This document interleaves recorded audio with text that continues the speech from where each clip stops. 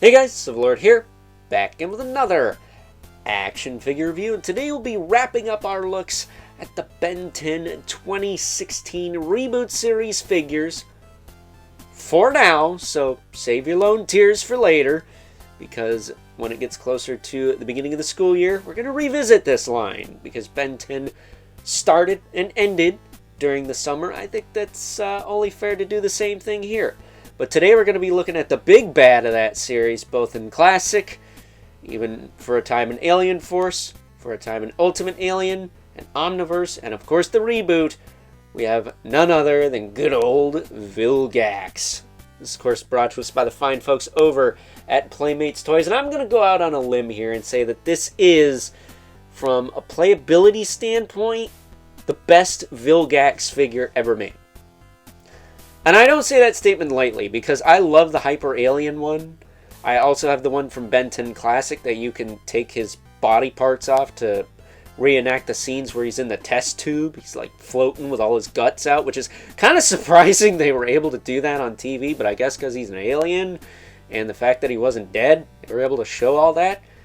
Still pretty gnarly though. What I don't have is like the battle pose version, which isn't a battle pose version, it's just how Vilgax looked later in Ben 10 Classic. Kind of like this, with the big jacked arms and whatnot, but I never had that figure. I've never seen it in person. If I can find it for a good price, I will pick it up. But judging by the price of old Ben 10 figures, at least from the classic Bandai days, that's not happening anytime soon. But I do have the Alien Force one, and for what it's worth, I never cared for his Alien Force design, at least not over the classic one. I like the big, bulky, armored look with the giant, roided arms with the big bolts that inject themselves into him to give him like Bane from Batman powers. It's freaking awesome.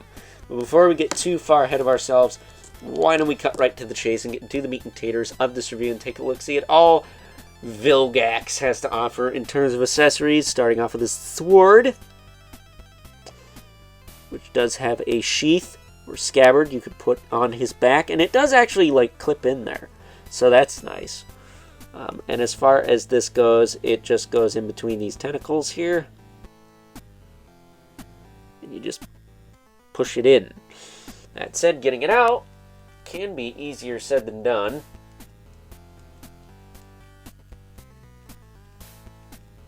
Just kind of work it out and it will pop out, but it's a very secure fit, at least for mine. Mine does not fall out, so that is that.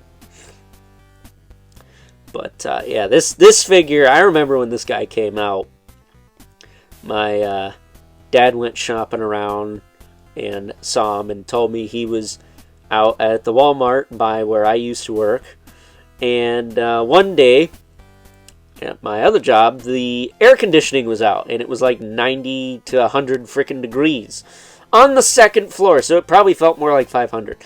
But at any rate, they gave me the day off because they're like, yeah, we're not working today because we're not going to cook ourselves for this.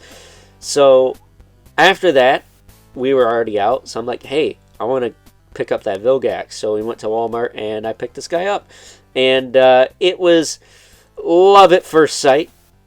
Nothing weird or anything, but I love this figure. This figure is awesome. As far as articulation goes, his head can rotate. It is on a little bit of a ball peg, but you can't get a ton out of it. His shoulders, hindered by his ginormous pauldrons, but they do hinge up and down. Kind of get better range this way. You have him facing forward and back. But he's got the full hinge in there. He's got the single jointed elbow with rotation, as well as a swivel in the wrist. Swivel and hinge at the hip there.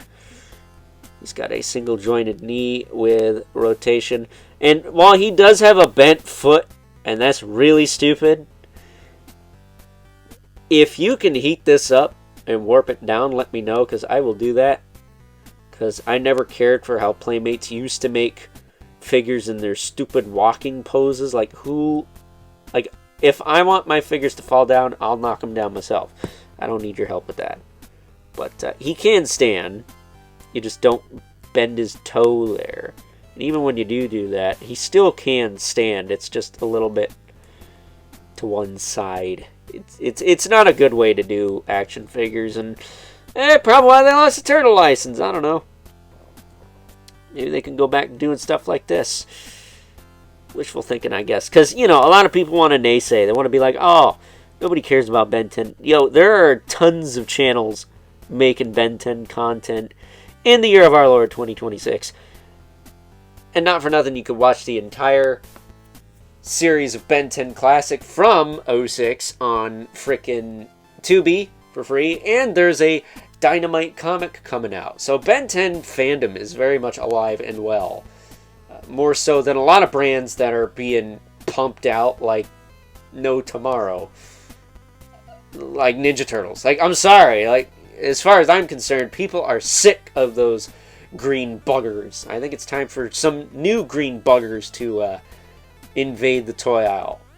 Not for nothing, Ben 10 would sell just because it looks cool. That's why I bought these toys in the first place, man.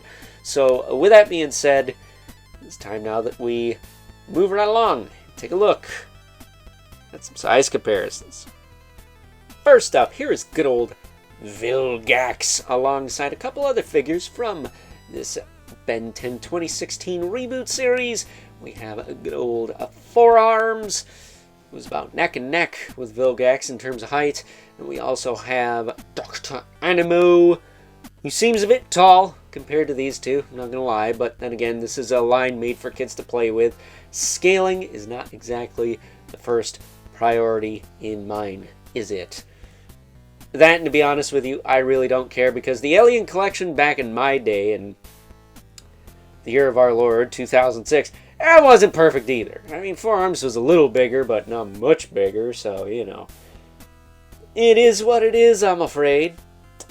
Getting these two out of the way. Now, personally, I would have loved to have seen them do a power-up version of Vilgax. That's like the 6-inch, 7-inch variety that Playmates did for this line. That would have been cool. They had Forearms, but I think they only ever had one wave of those. Probably because those figures are a little annoying. I'm not going to lie. But,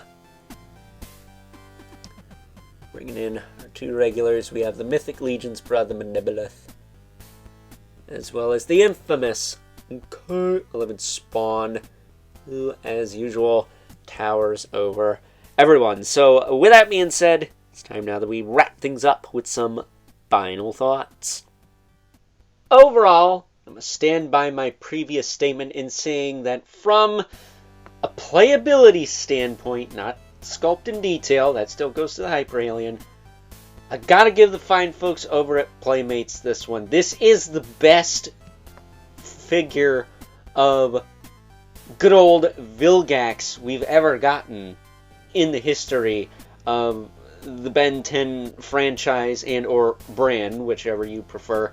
And I think with a little bit of customizing, you could make this a classic Vilgax, no problem. He's really just missing his rebreather at the end of the day, so don't think it'd take much to work that in. Maybe some different colors here and there, but I think if you pick this guy up, you could easily fudge him in your original Bandai Alien collection, because not for nothing, we never really got this version of Vilgax in the Alien collection. We got him in the Battle Pose line, but he had clear green skin, and well, this might not be accurate to Ben 10 Classic, but that other one wasn't much more accurate to Ben 10 Classic, just because of that alone. So, with that being said, hope you guys enjoyed this review. Until next time, catch you guys later.